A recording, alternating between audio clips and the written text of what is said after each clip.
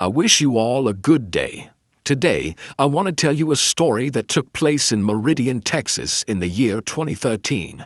It is a story I heard from a man I once served beside, a quiet mechanic who carried more ghosts than words. We met again by chance at a gas station outside Waco, both of us older, slower, pretending the years between deployments had not mattered. Over burnt coffee and an awkward silence, he told me what happened to him one Veterans Day. Now, let us begin. The sound of a small-town parade barely reached his garage, muffled drums, a trumpet losing its breath halfway through America the Beautiful, kids chasing candy across cracked pavement. Inside, though, it was another world entirely. The air smelled of oil, brass polish, and that stubborn metallic tang that lingers on old tools.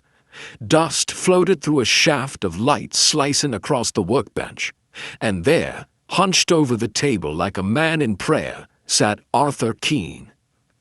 He was working on a pocket watch, the same one he had carried through his first deployment in Iraq, the one that stopped ticking the day the convoy did not come back whole. The casing was dented, glass fractured, and sand still clung to the hinge like memory that refused to wash away. He had not touched it in years, but that morning something pulled him back. Maybe the sound of the marching band down the street, maybe the date circled on the calendar he pretended not to notice. November 11th. Arthur turned the lamp on. The light hummed to life. He set out his tools with slow precision. Screwdrivers, tweezers, magnifier, oil dropper. Hands that once fixed engines during heavy contact now trembled faintly over a piece of brass no bigger than a biscuit. He muttered, "Just the damn watch," though even he did not believe it. He opened the case, gears clicking softly, the sound crisp and fragile like breath in a church. Beneath the dusk lay the engraving he had half forgotten. 4th Mate, Tikrit, 04. For a long time he stared at it. Then he reached into the drawer beside him, pulled out a faded Polaroid, 4 men in desert camo, sun-blind and laughing, one of them with his arm around Arthur's shoulder. He set it beside the watch. "You remember this thing," he said into the empty garage. "You swore it died the same day we almost did." His voice cracked, the way metal does when it cools too fast. He went back to work, loosening tiny screws, cleaning grit from gears, oiling what could still turn. Outside, the parade passed. The cheers faded. Inside, the only rhythm left was the faint, irregular click of the watch trying to breathe again. And in that click, soft, hesitant, something else stirred. The sound of diesel, the rattle of armor, the echo of men calling out over static. Arthur froze, tools still in his hands. The watch ticked once more, then stopped, as if waiting. And in that silence, the desert came back. The first tick came again, soft, clean, perfectly timed. Arthur almost did not breathe. He leaned closer, visor glass pressing against the light, and listened. Tick, tick, tick. Each one was sharper, more alive. The rhythm built until it did not sound like a machine anymore. It sounded familiar. The tempo of footsteps on gravel, the quick stutter of a heartbeat in desert heat, the pulse of a diesel engine just before it roared awake. He blinked, and the garage light became sun glare bouncing off the hood of a utility vehicle. The desert hit like opening an oven door. Noise everywhere, engines grumbling, men shouting, the thump of rotors overhead. The smell of gun oil, exhaust, hot metal. He sat behind the wheel of their lead maintenance truck, the one packed to the roof with spare parts and prayers.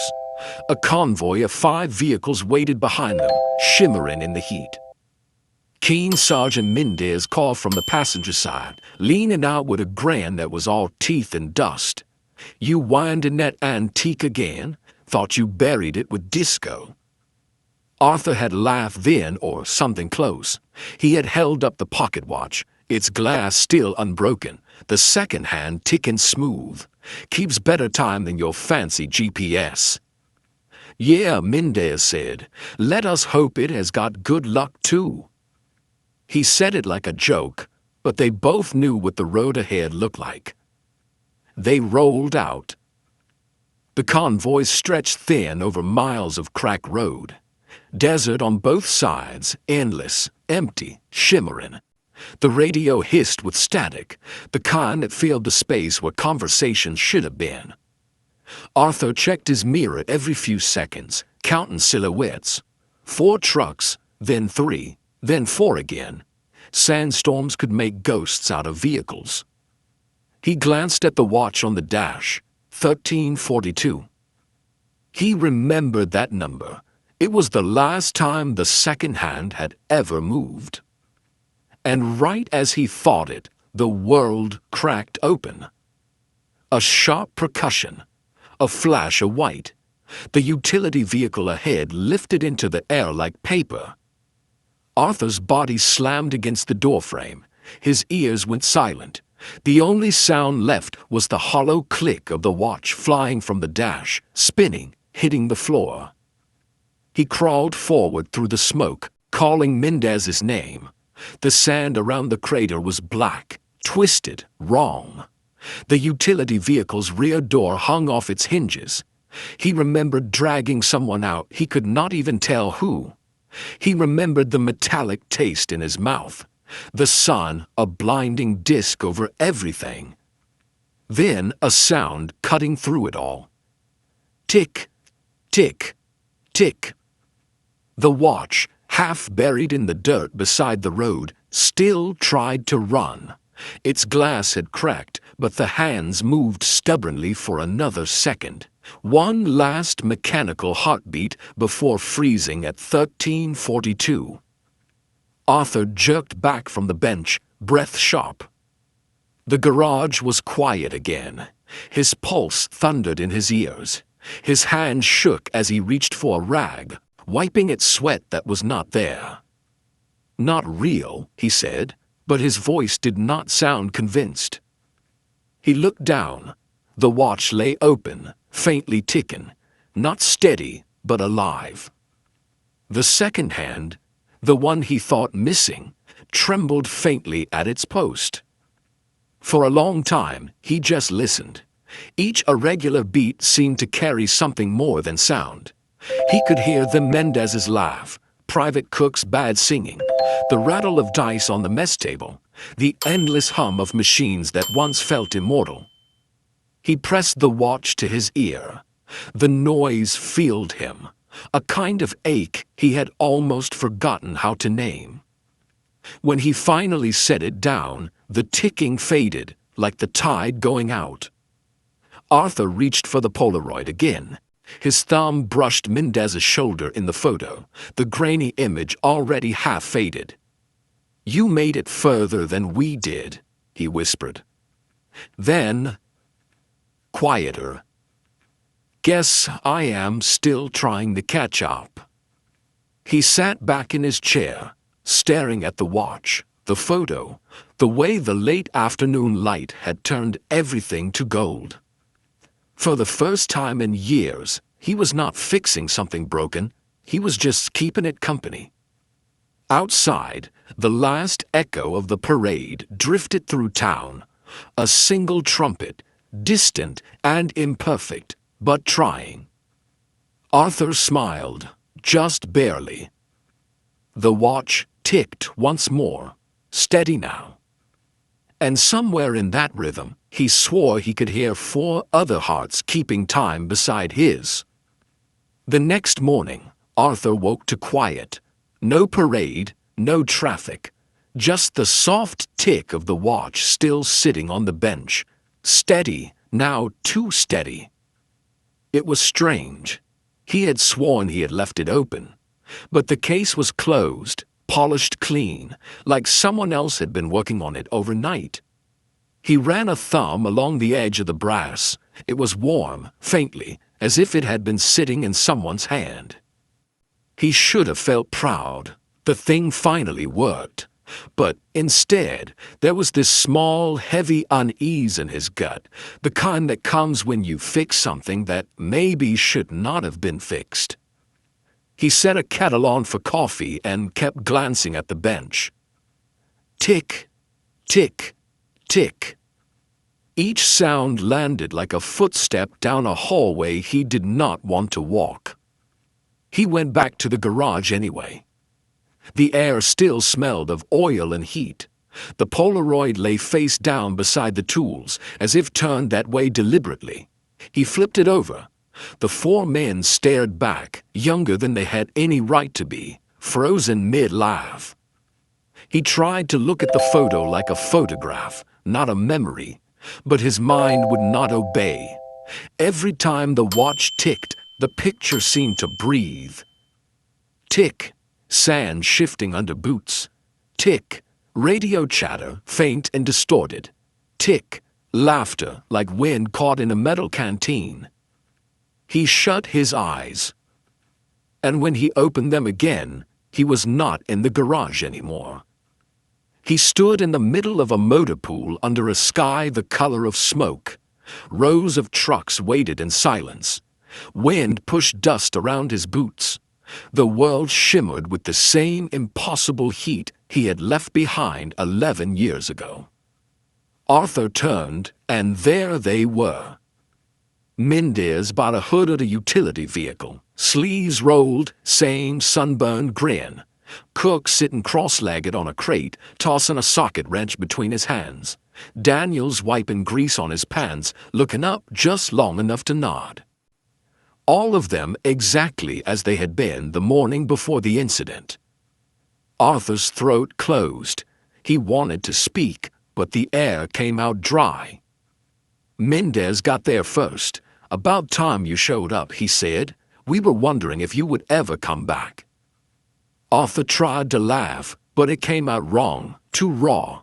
"You know damn well I did not mean to." Mendez shrugged. "Does not matter. You kept the time, did you not?" He pointed at Arthur's hand, and there it was, the pocket watch, ticking like a heartbeat. Arthur swallowed hard. "You are not real." Cook smiled. "Neither is memory, old man, but it is all we have got." They stood there a moment. The light did not move. The air did not breathe. Only the steady rhythm of the watch filled the silence. Then Mendez said, "You have been carrying us long enough." Arthur frowned. "What is that supposed to mean?" Mendez nodded toward the utility vehicle, the same one that never made it back. The door was open, hanging by one hinge. Inside, a single gear set on the seat, small and brass and shining. "Time does not need to stay broken," Mendez said. "You can set it right, then let it run." Arthur took a step closer. The ground crunched under his boots. The heat rose off it in waves. He wanted to reach for that gear, but his hand shook. "What if it stops again?" he asked quietly. "Then it stops," Cook said, "but it will not be because you are afraid to wind it." Arthur blinked, and just like that, he was back in his garage. The photo lay where he had left it. The bench was the same. But now the watch was open again, ticking strong. The second hand, the one that had been missing, gleamed faintly in the lamplight, perfectly centered. He did not remember replacing it. He sat down, feeling something heavy lift from behind his ribs. The kind of weight you do not realize you are carrying until it is gone. Outside, wind pressed against the siding. Sunlight spilled through the high window, catching the edge of the photo.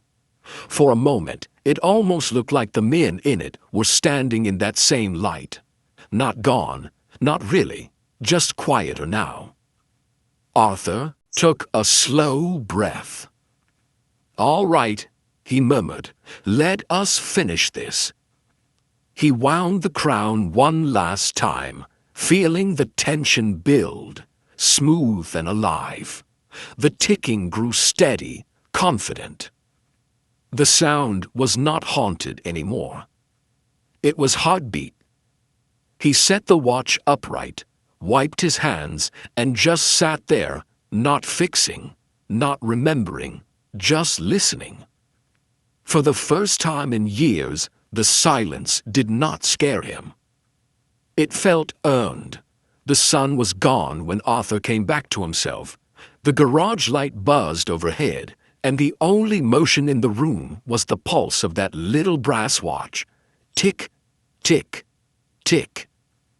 It filled the air, not loud, just steady, certain. For years he had mistaken quiet for peace. But now he understood silence is not peace. Silence is waiting. He leaned forward, elbows on his knees, and watched the balance wheel swing. Back and forth, back and forth. A rhythm he had heard before in heart monitors, in marching boots, in the fragile stillness before orders came down. He reached for the Polaroid again. 4 faces, frozen mid-laughter. He traced each name under his breath like a prayer. Mendez, Cook, Daniels, and me. The watch clicked on. The steady rhythm seemed to fill the corners of the room. He spoke softly, as if the air itself might answer. "I did not bring you home." He had not said it aloud before. 11 years of unsent letters, unopened boxes, folded flags, and that sentence, the one he had never been able to finish. His voice caught on the next breath. "I fixed engines.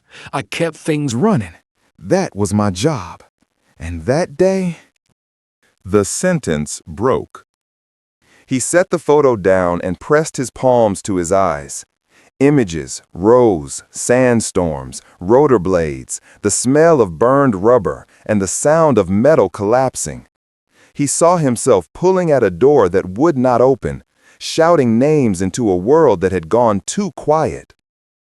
He lowered his hands. The watch ticked on. Arthur reached for the crown and stopped it. Silence fell. He held it that way for a long moment. The stillness had weight, like a held breath. Then he set it back on the bench, staring at its quiet face. "Maybe it is not supposed to run forever," he whispered. He looked around the garage, the scattered tools, the half-finished projects, the coffee gone cold. This room had been his bunker, his refuge, his excuse. He had fixed everything except himself. The night pressed in, heavy and close. He felt that pull again, the desert wind, the echo of old laughter, the voice that had said, "You have been carrying us long enough." Arthur stood. His knees popped, small and human and real. He reached for a clean rag and polished the brass casing until it caught the light. Then he opened the case one last time, exposing the tiny gears, the heart of the thing. He spoke into the quiet. "I kept time for us. You can rest now." And then, with hands that no longer shook, he closed the backplate. The click was soft but final. He crossed the room, pulled down an old wooden box from the shelf, the one that held his medals, his patches, the folded corner of a flag. He laid the watch inside, next to the photo, and closed the lid gently. It did not feel like burying, it felt like setting something free. Outside, the night air was cool. The town was asleep. lights scattered across the hills like quiet beacons. He walked out to the porch and sat, the ache in his chest easing with each breath. Somewhere in the distance, a flag brushed against its pole. He closed his eyes. For the first time in years, he did not hear the detonation. He heard laughter, engine chatter, someone saying, "You winding that antique again?" Arthur smiled, small but real. He had fixed it, not the watch, but what it stood for. He whispered, barely audible, "Thanks for the time." Inside, in the quiet garage, the box sat on the workbench. No ticking, no sound. And then, faintly, tick. Just once. A heartbeat, still moving forward. Morning crept slow into the garage. A thin stripe of light crawled across the concrete, cutting through dust and silence. The kettle on the counter clicked as it cooled. Arthur stood by the window, coffee in hand, watching the small town wake. Flags fluttered along Main Street. Somewhere, a school bus rumbled to life. The world was moving again, steady, unbothered, alive. He looked back at the workbench. The wooden box still sat there, closed. No ticking this time. Just stillness, clean and full. He thought about opening it just once more, but the urge passed. Some things did not need proof to be true. He set his mug down, tugged on his jacket, and stepped outside. The November air was cold enough to sting, but it carried the scent of rain on the way. Across the street, an old neighbor was raising a flag in her yard, the fabric snapping bright in the wind. Arthur walked down his driveway, boots crunching against gravel, until he stood by his own flagpole, the one he had not touched since before the deployment. The rope was frayed, the pulley stiff from neglect. He worked it loose, slow and deliberate. Muscle memory took over. Raise, pause, lock. The flag climbed smooth this time, unfurling crisp and sure against the sky.